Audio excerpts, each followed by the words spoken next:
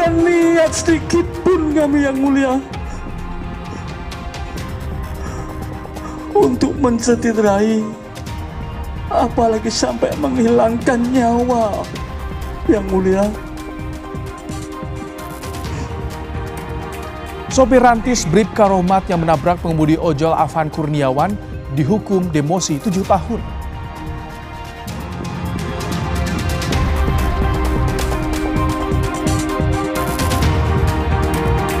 Polisi geledah kantor Lokataru Foundation imbas penangkapan Direktur Eksekutif Lokataru Del Pedro Marhain yang diduga menyebar hasutan yang menimbulkan kericuhan.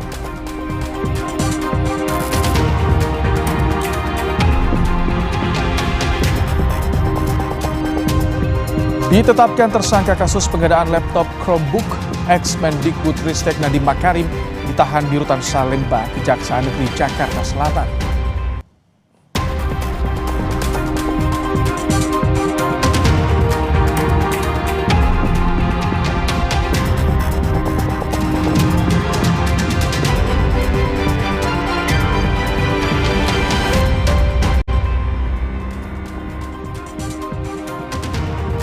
Halo, selamat malam saudara. Anda kembali menyaksikan program Kompas Malam bersama saya Rahmat Ibrahim.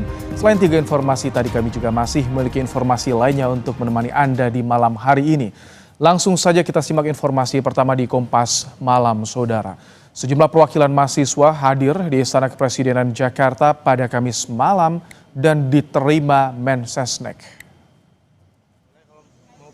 Mahasiswa akan menyampaikan sejumlah aspirasi pada Presiden Prabowo. Sebelumnya mahasiswa juga melakukan audiensi dengan pimpinan DPR soal demonstrasi, nasib RUU perampasan aset, juga masalah tunjangan anggota DPR.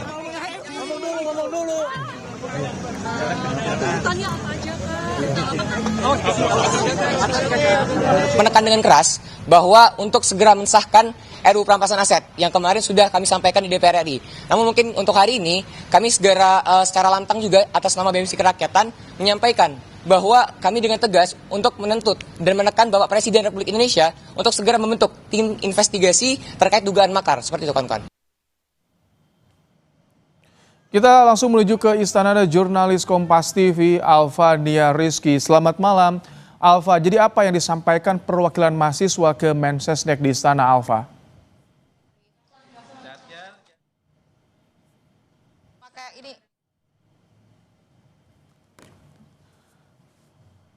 Ya, kita akan coba kembali hubungi jurnalis Kompas TV Alfania Rizky di Istana Kepresidenan Jakarta. Memang pada tadi sekitar pukul 20 waktu Indonesia Barat, saudara. Ini adalah visual bagaimana rombongan perwakilan dari mahasiswa yang tiba di Istana Kepresidenan untuk menyampaikan beberapa tuntutan dan juga aspirasi kepada Presiden. Kita akan sapa kembali Alfania Rizky. Selamat malam, Alfa. Jadi apa saja disampaikan perwakilan mahasiswa ke Mensesnek di Istana, Alfa?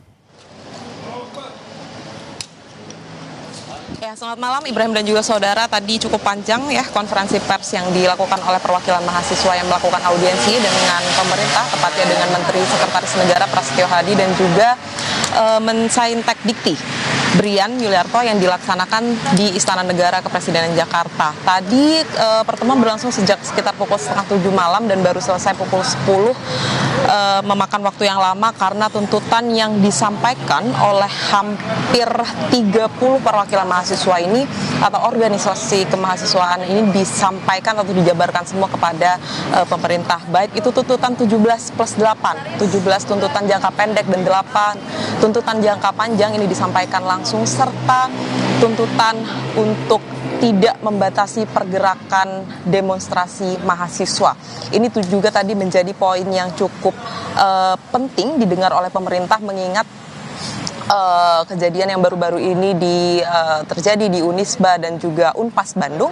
Tetapi yang menjadi perhatian dari para mahasiswa ini adalah agar pemerintah mendengarkan aspirasi dari masyarakat dan juga akan menindaklanjuti aspirasi yang sudah disampaikan. Tadi disebutkan oleh Mensarintek Dikti setelah mendengarkan tuntutan dari mahasiswa, ia menyampaikan bahwa akan langsung melaporkan ke Presiden Prabowo Subianto melalui Mensesnek Prasetyo Hadi terkait dengan tuntutan dan aspirasi mahasiswa ini yang juga mewakili tuntutan rakyat Indonesia untuk kemudian bisa ditindaklanjuti karena kalau yang disampaikan oleh mahasiswa tadi, kalau memang secara kajian perkembangan dari tuntutan rakyat ini tidak ditindaklanjuti oleh pemerintah, maka aksi turun ke jalan akan kembali dilakukan berdasarkan kajian-kajian dari masing-masing mahasiswa. Artinya, kalau memang nantinya pemerintah belum bisa menjawab tuntutan mahasiswa ini, maka tadi kalau disebutkan oleh salah satu perwakilan yang menyebutkan tidak akan takut untuk melakukan demonstrasi besar-besaran dan tidak takut kalau memang ancamannya adalah ditangkap oleh aparat penegak hukum, karena memang semangatnya adalah menyampaikan aspirasi 17+8. Kemudian tadi sempat berbincang sedikit ketika hendak masuk ke Istana Negara Jakarta, salah satu perwakilan dari PTNU ini menyebutkan bahwa ia ingin secara khusus menyampaikan terkait dengan isu kesejahteraan guru honorer. Kemudian tadi juga disampaikan bahwa tuntutan 7+8 juga akan terus didorong pemerintah. Nah, sebelum tadi bertemu atau melakukan audiensi dengan mahasiswa, Presiden Prabowo Subianto juga menggelar rapat terbatas untuk membahas situasi kondisi terkini pemerintahan sejak terjadinya aksi unjuk rasa pada tanggal 25 Agustus lalu hingga 31 Agustus kemarin, yang artinya Presiden Prabowo Subianto meminta agar semua kementerian melakukan atau menindaklanjuti tuntutan rakyat dan juga penegak hukum melakukan tindakan hukum sesuai dengan koridor yang sudah ada atau payung hukum undang-undang. Yang dinantikan publik tentu saja adalah realisasi, bukan hanya omong-omong saja. Ibrahim. Baik, terima kasih Alfania Rizky untuk laporannya langsung dari Istana Kepresidenan di Jakarta. Sementara itu, Saudara, Presiden Prabowo Subianto menghadiri peringatan Maulid Nabi Muhammad yang dilaksanakan di Masjid Istiqlal, Jakarta. Presiden Prabowo Subianto datang bersama Wakil Presiden Gibran Rakabuming, Menteri Agama Nasaruddin Umar, dan Seskap Teddy Indra Wijaya. Acara peringatan Maulid Nabi Muhammad tingkat kenegaraan 1447 Hijriah di Masjid Istiqlal dimulai dengan istighosah, doa dan zikir kebangsaan. Menteri Agama menyebut Maulid Nabi jadi momentum meneguhkan kasih sayang dan persaudaraan dalam kehidupan berbangsa. Semoga rahmat dan ridhamu, ma'unah dan berkahmu selalu menyertai.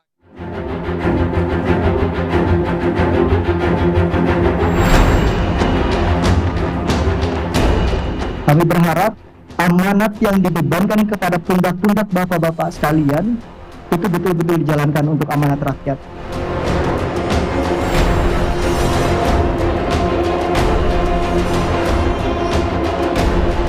Meminta pimpinan DPR untuk langsung mengundang tokoh-tokoh masyarakat, tokoh-tokoh mahasiswa, tokoh-tokoh dari kelompok-kelompok yang ingin menyampaikan aspirasinya.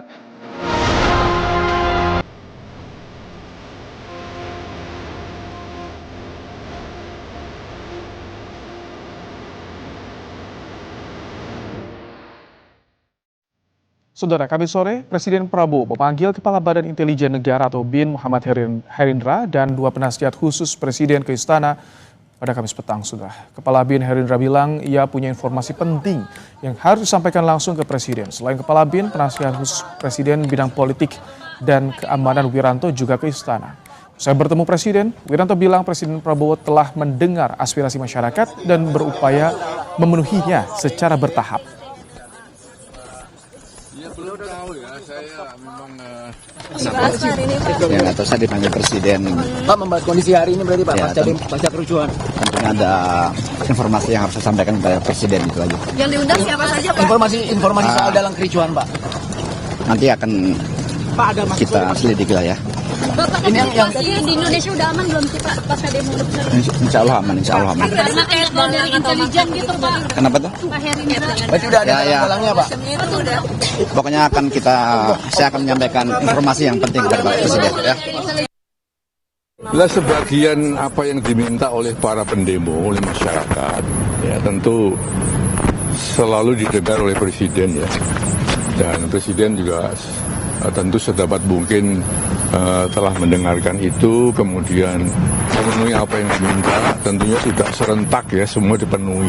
Kalau semua permintaan dipenuhi kan juga repot ya. Oleh karena itu tentu kita nyerahkan saja kepada Presiden yang saya tahu beliau sangat memperhatikan, sangat mendengarkan dan responsif ya terhadap apa yang diharapkan rakyat.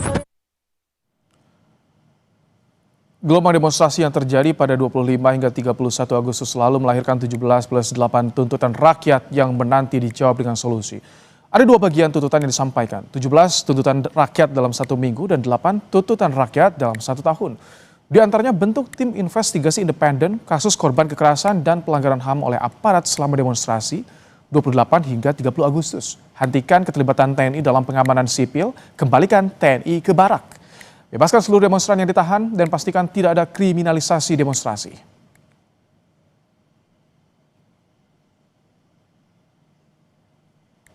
Ya, sedangkan saudara, 8 tuntutan rakyat untuk 1 tahun ke depan, diantaranya bersihkan dan reformasi DPR besar-besaran. Reformasi partai politik dan kuatkan pengawasan eksekutif. Susun rencana reformasi perpajakan yang lebih adil. Sahkan dan tegakkan undang-undang perampasan aset koruptor.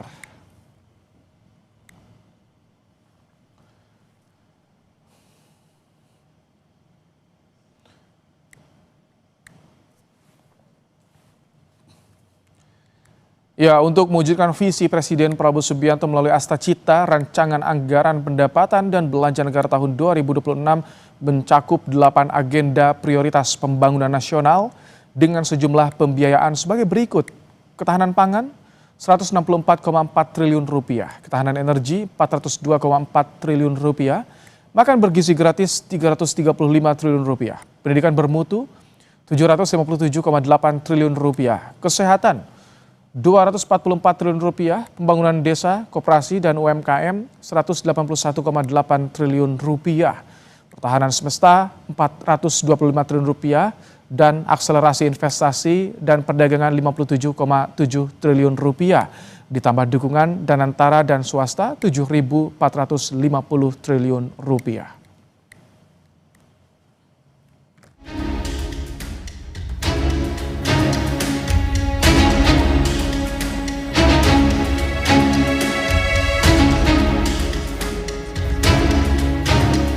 Suara-suara kritis terus digaungkan. Satu persatu tuntutan mahasiswa disampaikan di DPR Selasa 3 September lalu. Usai bertemu mahasiswa, DPR berkomitmen segera melakukan evaluasi.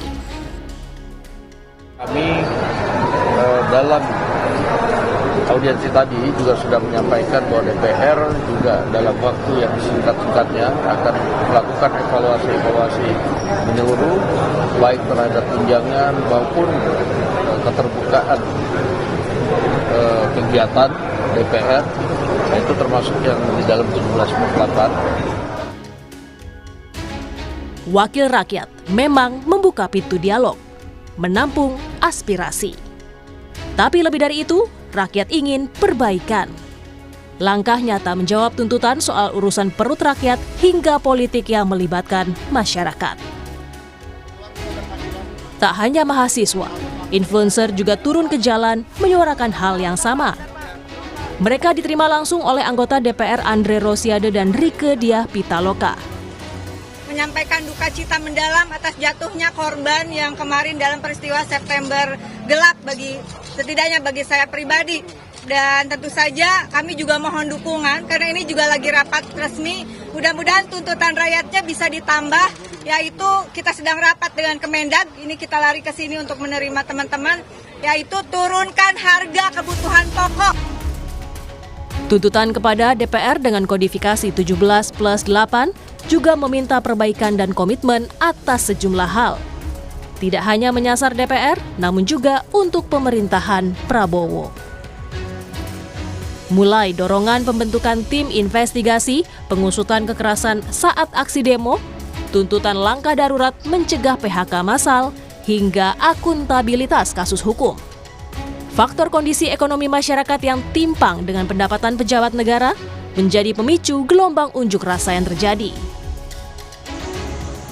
Menanggapi adanya tuntutan yang disampaikan rakyat, Menko Yusril Iza Mahendra menegaskan Presiden sudah memberikan arahan pada Menteri untuk merespons tuntutan rakyat, termasuk dari mahasiswa. Mendikti juga diberikan arahan oleh Pak Presiden untuk memberikan satu respon yang sebaik-baiknya terhadap aspirasi yang berkembang di kalangan mahasiswa, dan kita percaya Pak Mendikti juga selama ini sudah melakukan pendekatan-pendekatan dan dialog dengan para mahasiswa. Menko Perekonomian Erlangga Hartarto juga menyampaikan jika program pemerintah Prabowo sudah mengakomodir tuntutan rakyat di bidang ekonomi. Salah satunya soal mencegah PHK massal. Kan mencegah PHK massal itu sudah menjadi bagian daripada tugas pemerintah. Tadi kami sampaikan kalau deregulasi itu dilanjutkan di beberapa industri di Jawa itu akan bisa meningkatkan 100.000 lebih tenaga kerja. Kalau ini kita sedang siapkan terus. Kebijakan Presiden Prabowo dalam menanggapi seluruh aspirasi rakyat diuji. Tuntutan 17+8 memiliki tenggat waktu hingga Jumat 5 September 2025 untuk direspons oleh pemerintah. Tim Liputan, Kompas TV.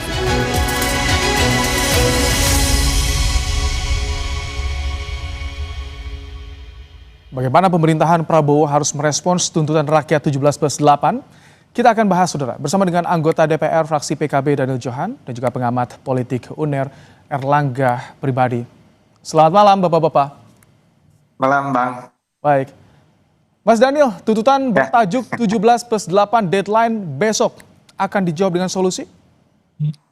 Ya, tentu kita berterima kasih ya, karena masukan ini benar-benar menjadi bukan hanya berterima kasih, tetapi sebagai vitamin yang memperkuat DPR untuk terus menyuarakan. Jadi pimpinan DPR juga sudah bertemu, selain tentu kita akan melakukan reformasi di dalam institusi DPR, tetapi juga kita akan bersama rakyat terus memperjuangkan 17 termasuk ya, 17 meskipun tidak terbatas, 17+8 memang yang menjadi tuntutan yang juga sudah diserahkan oleh seluruh elemen masyarakat, mahasiswa, masyarakat buruh yang sudah diterima oleh DPR tadi hari ini.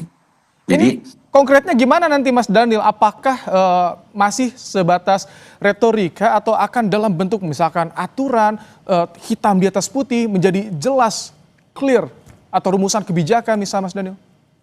Pasti ini karena gini, beberapa tuntutan itu sudah clear dilakukan ya, sehingga tuntutan-tuntutan yang lain itu yang pertama adalah akan menjadi pegangan DPR oleh seluruh fraksi yang akan didelegasikan ke seluruh anggota di komisi-komisi terkait. Nah, itulah menjadi pegangan kami karena tuntutan ini bisa berjalan bukan hanya oleh DPR, tetapi yang juga sangat penting adalah meyakini agar eksekutif bisa menjalankan.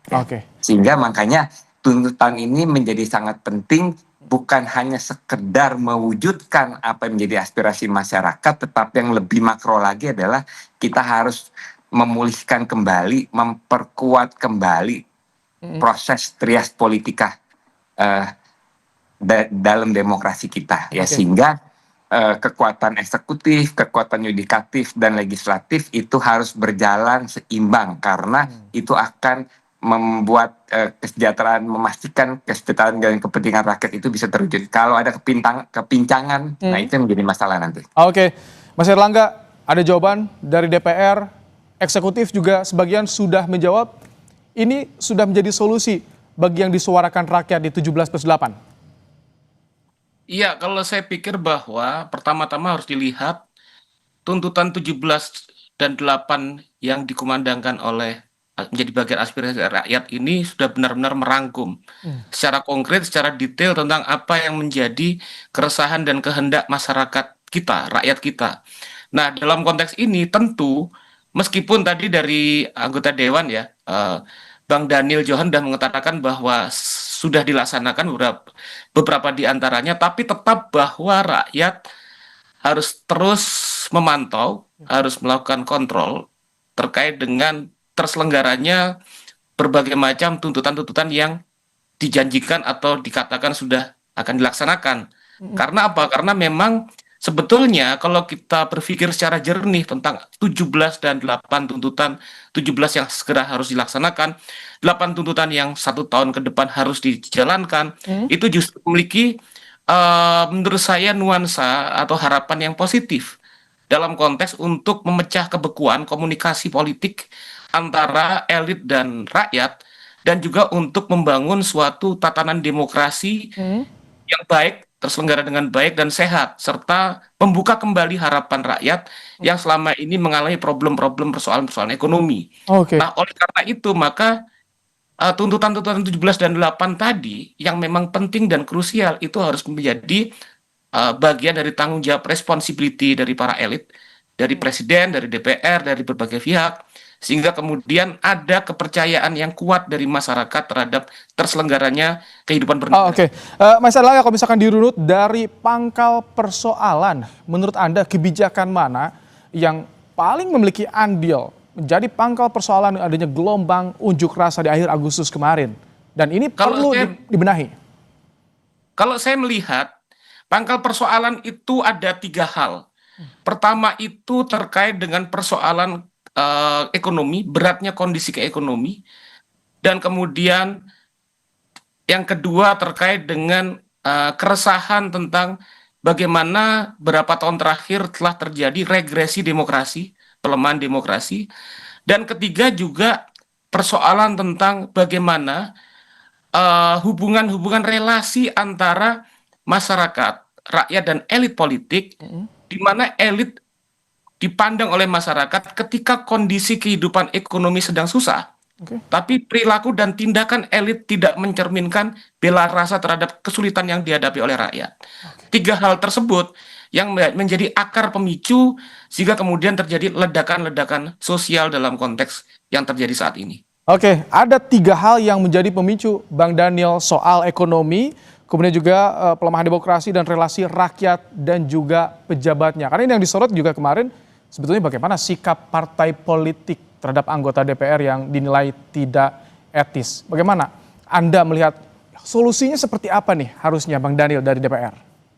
Ya, kami setuju banget ya. Bahkan kalau PKB itu hari Senin kami sudah langsung rapat pleno, bahkan sudah ada perintah dari DPP untuk melakukan sejumlah keputusan yang harus dilakukan seluruh kader, khususnya seluruh eksekutif yudikatif yang ada di PKB ya.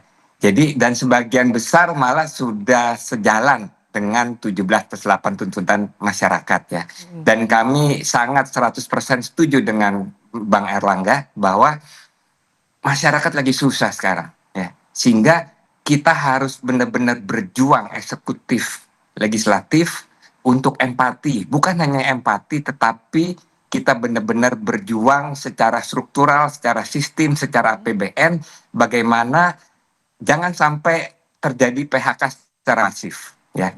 Nah, di kondisi seperti itu, pajak jangan dinaikin dong, rakyat menjerit.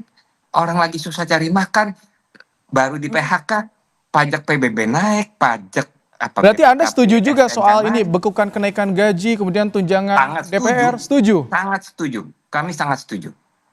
Karena itu sangat tidak empati terhadap masyarakat yang lagi sulit. Ada persetujuan dari Daniel Johan tadi Mas Erlangga, tapi kan di DPR bukan hanya PKB, bukan hanya seorang Daniel Johan, tapi juga harus melibatkan 500 anggota yang bagaimana ini mengarahkan agar mereka juga aware dengan kondisi seperti ini, Mas Erlangga? Iya, mau tidak mau memang harus setuju dalam kondisi sekarang gitu. Karena kita sama-sama tahu bahwa rakyat ini dalam kondisi sulit. Kalau misalnya kita lihat misalnya data selama 5 tahun terakhir, itu menunjukkan data dari 2019 sampai 2024 terjadi pelemahan dan turunnya angka kelas menengah kita. Jadi turunnya itu sampai 9 juta jiwa lebih. Dari 157 sampai kemudian dari 57 sampai sekitar 47-48 juta. Nah, itu kan menunjukkan bagaimana kemudian kondisi kesejahteraan dari rakyat kita sebetulnya tidak baik sekarang.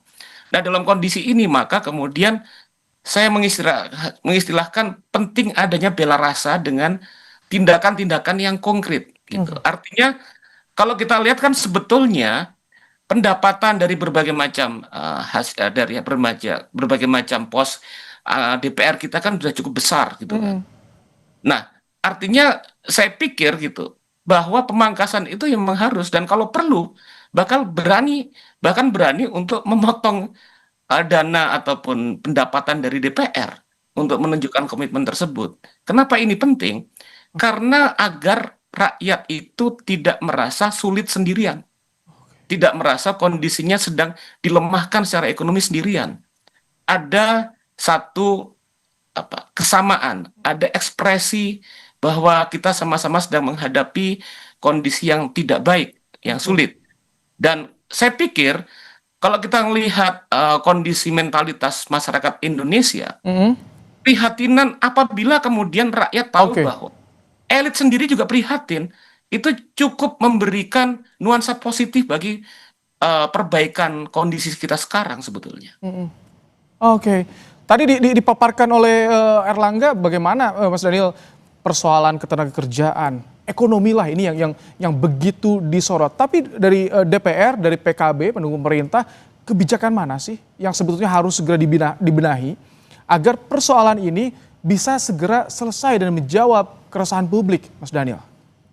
Ya, makanya kami berterima kasih ya dengan diserahkannya tuntutan ini sungguh menjadi senjata bagi kami di DPR ya.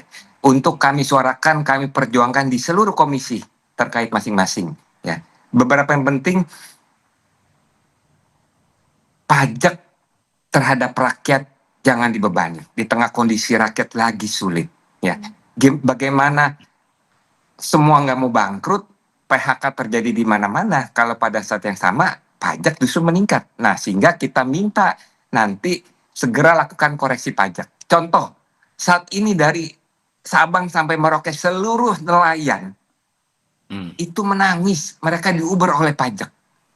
Bahkan kalau mereka melaut misalkan, ternyata tidak menghasilkan tangkapan, mereka tetap dipaksa harus bayar pajak. Di tengah kondisi lagi sulit begini, itu menjadi protein kekuatan pangan kita. Penghidupan nelayan jangan dipersulit. Itu salah satu contoh ya. PBB, orang lagi nggak dapat kerjaan, tahu-tahu PBB naik sekian ratus %. Itu nomor satu. Yang kedua adalah ya secara makro saya rasa trias politika ya, keseimbangan. Ini sudah disampaikan ke Menteri Keuangan nggak maksudnya? Karena kan tadi juga rapat ya dengan Komisi 4 Menteri Keuangan soal pajak ini. Disampaikan juga tidak? Soal petani tadi, nelayan. Karena itu sudah menjadi, kalau nelayan saya sudah berkali-kali menyampaikan di Komisi 4. Jadi sudah disampaikan. Bagaimana jawaban pemerintah soal itu? Pemerintah ya banyak alasan, tetapi pemerintah harus lihat rakyat lagi di ujung tanduk. Kalau pemerintah salah langkah, salah melakukan kebijakan, itu akan menjadi api dalam sekam. Ya, kegagalan untuk mengelola kehidupan rakyat itu akan berdampak terhadap efektivitas pemerintah melakukan program-program dan kebijakannya. Ya. Sehingga saya rasa seluruh kejadian ini menjadi dorongan kuat bagi DPR untuk melakukan politik anggaran secara tepat. Oke. Kita tunggu bagaimana komitmennya, aksi yang konkretnya, karena rakyat tentu tidak butuh retorika semata, perlu yang nyata yang bisa langsung terasa. Terima kasih Mas Daniel Johan, Mas Erlangga pribadi telah bergabung di Kompas Malam hari ini. Pak Erlangga, selamat malam. Selamat Maulud. Saudara sopir Rantis Bribka Rohmat yang menabrak pengemudi ojol Afan Kurniawan dihukum demosi 7 tahun. Sedikit pun kami yang mulia untuk mencederai, apalagi sampai menghilangkan nyawa, yang mulia.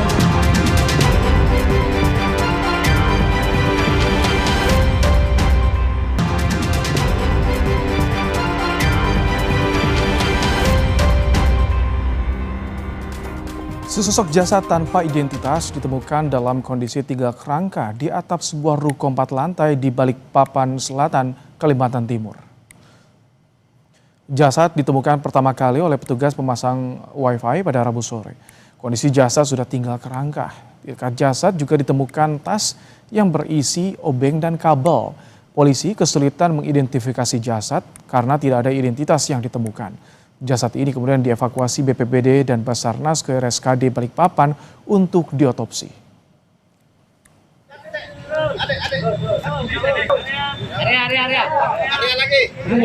Berada di atas atap di lantai 3. Kebetulan ruko tersebut masih kosong, tapi kita temukan satu buah tas. Ya, satu buah tas itu berisi ada semacam obeng, termasuk kabel-kabel. Dan untuk sementara identitas juga belum kita temukan siapa. Nanti dari pihak Inapis bersama dengan Rumah Sakit Umum. Sopir rantis Bribka Rohmat yang menabrak pengemudi ojol Afan Kurniawan dihukum demosi 7 tahun. Majelis Sidang Etik Polri menjatuhkan sanksi berupa demosi 7 tahun atau berdasarkan sisa masa dinas di institusi Polri bagi Bribka Rohmat. Anggota Satuan Brimob Polri itu menjadi sopir rantis yang menabrak pengendara ojek online Afan Kurniawan. Bribka Rohmat mengaku hanya menjalankan tugas pimpinan. Memutuskan Rohmat Bribka NRP. Kami mohon kepada orang tua almarhum Afan Kurniawan dapat membukakan maaf karena kejadian tersebut. Saya sebagai Bayangkara Brimob, Bayangkara Polri hanya menjalankan tugas perintah pimpinan, bukan kemauan diri sendiri.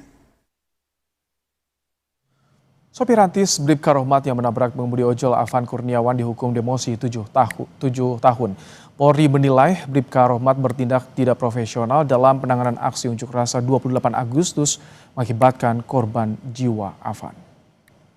Telah bertindak secara tidak profesional dalam penanganan aksi unjuk rasa sekira pada tanggal 28 Agustus 2025 di wilayah Jakarta sehingga mengakibatkan adanya korban jiwa atas nama saudara Afan. Mutasi bersifat demosi selama 7 tahun sesuai dengan sisa masa dinas pelanggar di institusi Polri. Sebelumnya, Majelis Sidang Etik Polri menjatuhkan sanksi pemecatan terhadap Kompol Kosmas Kajugai imbas tewasnya pengemudi ojek online Afan Kurniawan. Kompol Kosmas bertindak tidak profesional dalam penanganan aksi unjuk rasa pada 28 Agustus lalu hingga mengakibatkan korban jiwa.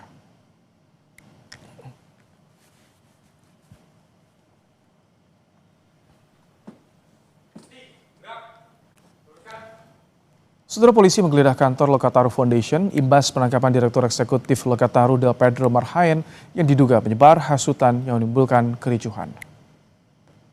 Penyidik Polda Metro Jaya menggeledah kantor Lokataru di Pulau Gadung, Jakarta Timur pada Kamis sore. Dalam penggeledahan selama 2 jam, polisi menyita sejumlah barang, diantaranya buku dan spanduk dan publikasi hasil penelitian. Sebelumnya, Direktur Eksekutif Lokataru Del Pedro Marhaen ditetapkan tersangka atas dugaan penghasutan terhadap pelajar terkait demonstrasi dan perusakan yang terjadi pada 25 hingga 31 Agustus lalu. Bukan Bang, ini Bang, Abang kasih kami daftar kan belum.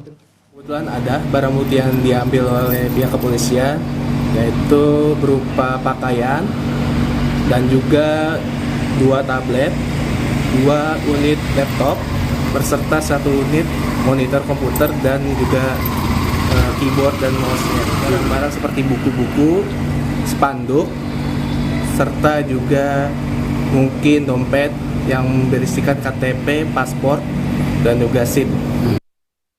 Menteri Koordinator Bidang Hukum, HAM, Imigrasi, dan Pemasyarakatan Yusril Iza Mahendra menegaskan penangkapan Direktur Eksekutif Lokataru Foundation Del Pedro tidak melanggar HAM. Yusril meminta Del Pedro melakukan perlawanan sesuai mekanisme hukum yang berlaku. Gentleman menghadapi satu proses hukum. Kalau misalnya oleh aparat disangka dia melakukan satu kejahatan dan menurut aparat penegak hukum ada bukti-buktinya, ada bukti-bukti permulaan yang cukup, tapi dia juga bisa menggunakan advokat untuk menyanggah. Ditetapkan tersangka kasus pengadaan laptop Chromebook, ex-Mendikbudristek Nadiem Makarim ditahan di Rutan Salemba, Kejaksaan Negeri Jakarta Selatan.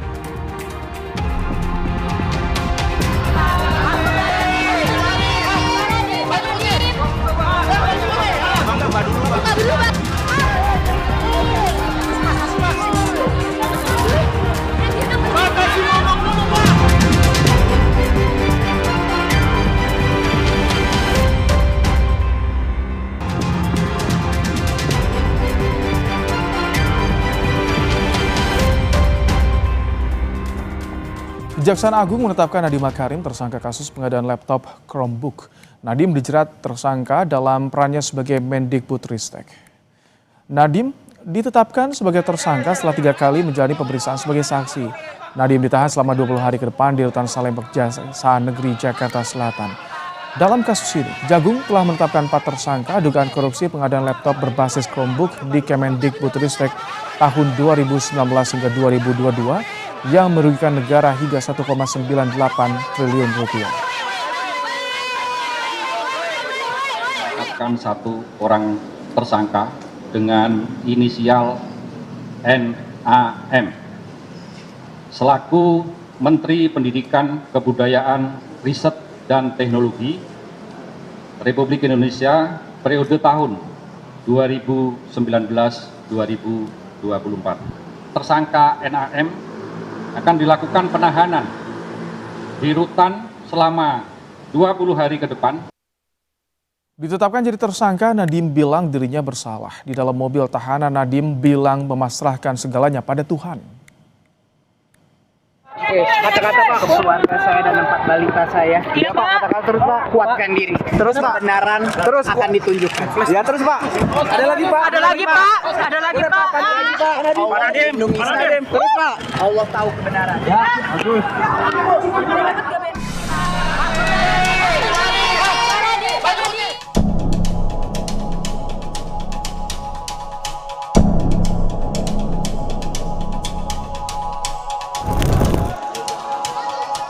Kejaksaan Agung menetapkan mantan Menteri Pendidikan, Kebudayaan, Riset Teknologi Nadiem Makarim tersangka kasus dugaan korupsi pengadaan laptop berbasis Chromebook. Kasus ini membuat negara merugi 1,9 triliun rupiah. Dari hasil pendalaman, keterangan saksi-saksi dan juga alat bukti yang ada pada sore dan hasil dari ekspos telah menetapkan tersangka baru dengan inisial NAM.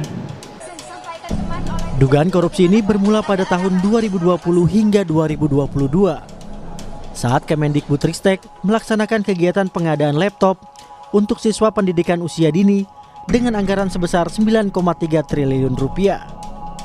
Pada Februari tahun 2020, Nadiem melakukan pertemuan dengan pihak Google Indonesia.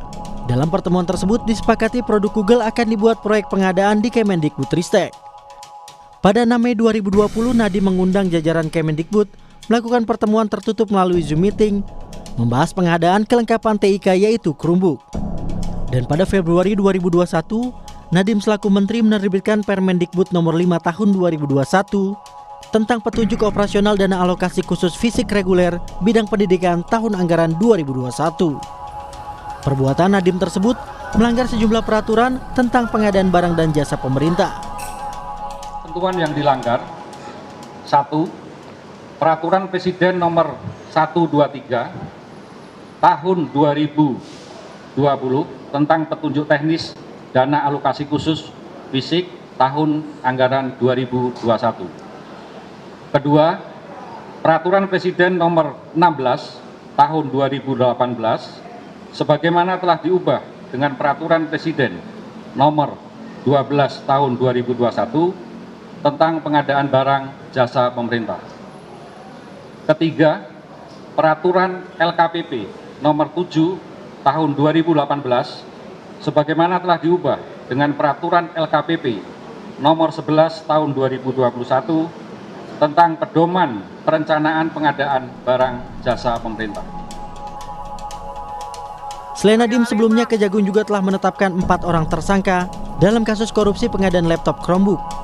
Mereka adalah mantan staf Susmendikbudristek era Nadiem, Juristan, ex-konsultan teknologi di lingkungan Kemendikbudristek Ibrahim Arif, Direktur Jenderal PAUD Pendidikan Dasar dan Pendidikan Menengah Kemendikbudristek tahun 2020 hingga 2021 Mulya Syahda, dan Direktur Sekolah Dasar Kemendikbudristek Sri Wahyuningsih. Usai ditetapkan tersangka, Nadiem Makarim ditahan di Rutan Salemba hingga 20 hari ke depan. Tim Liputan Kompas TV.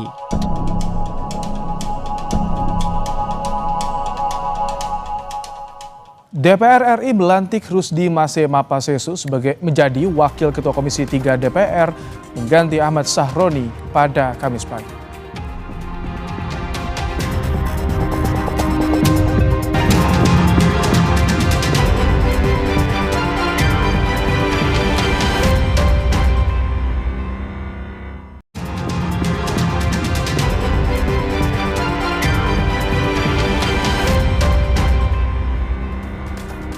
Seluruh korban helikopter jatuh di Kecamatan Mantewe, Kabupaten Tanah Bumbu ditemukan. Kendala cuaca dan medan terjal membuat proses evakuasi korban dilakukan bertahap. Berikut laporan jurnalis Kompas TV, Syamsul Alam. Saudara, malam ini adalah hari pertama pasca ditemukannya korban helikopter jatuh di Tanah Bumbu. Dan kita akan melihat bagaimana saat ini kondisi di Rumah Sakit Bayangkara Polda Kalimantan Selatan untuk melihat dan menunggu bagaimana korban dari helikopter jatuh nantinya akan didatangkan di rumah sakit ini.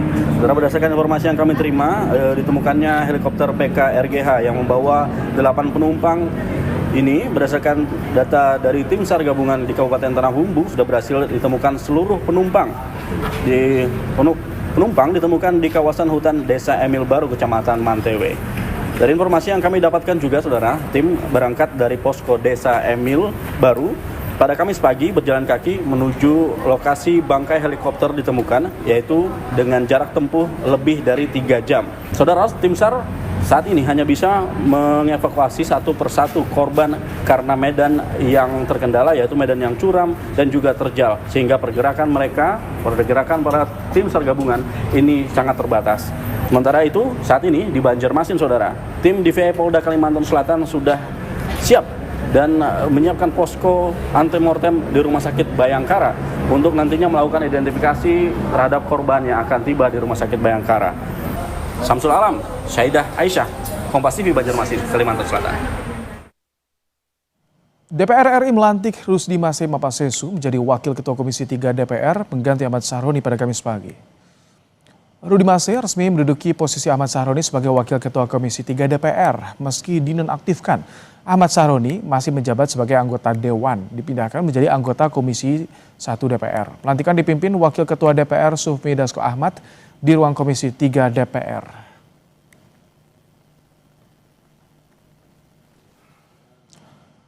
Menteri Keuangan Sri Mulyani mengenang salah satu benda yang dijarah di rumahnya di Bintaro, Tangerang Selatan bukan barang mewah, melainkan lukisan bunga karya seni pribadinya yang memiliki nilai emosional.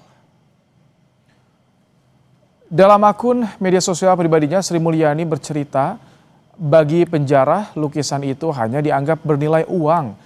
Namun bagi Sri Mulyani, lukisan yang ia buat 17 tahun yang lalu simbol perenungan dan kontemplasi diri. Sri Mulyani bilang hilangnya lukisan tersebut seakan melambangkan lenyapnya rasa aman dan kepastian hukum di tanah air.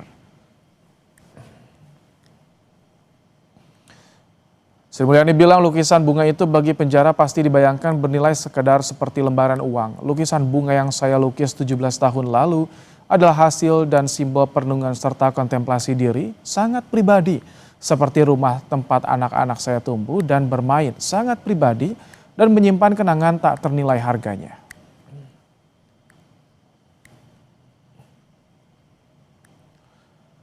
Jelang libur panjang akhir pekan, lalu lintas di Tol Cikampek mulai ramai dilintasi kendaraan dari arah Jakarta menuju Bandung dan Cirebon.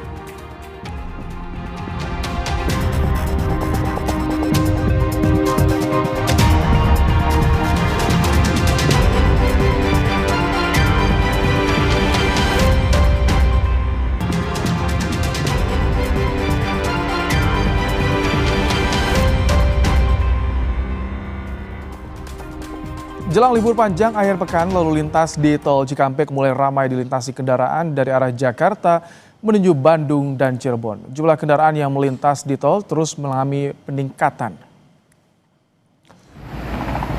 Lalu lintas di Tol Cikampek didominasi kendaraan pribadi melintas dengan kecepatan sekitar 30 km per jam. Polisi menyiapkan rekayasa lalu lintas, kontraflow, serta kanalisasi kendaraan di pintu masuk rest area KM 57 Tol Cikampek. Di Tol Cipularang Purwakarta, kendaraan yang menuju arah Bandung terpantau ramai lancar pada Kamis malam. Begitupun arah sebaliknya. Peningkatan arus kendaraan terlihat di kilometer 79 sejak Kamis sore.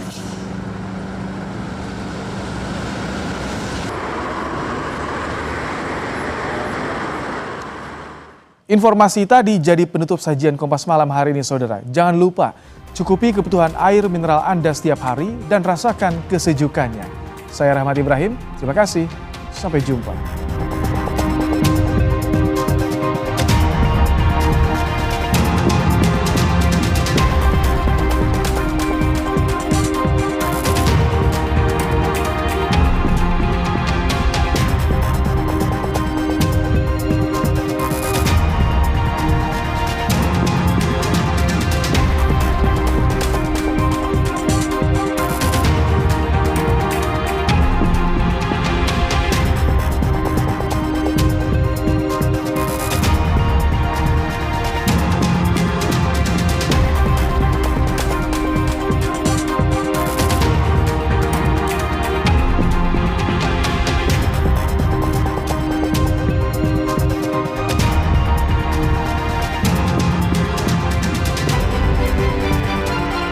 Terima kasih Anda telah menyaksikan Kompas Malam yang didukung oleh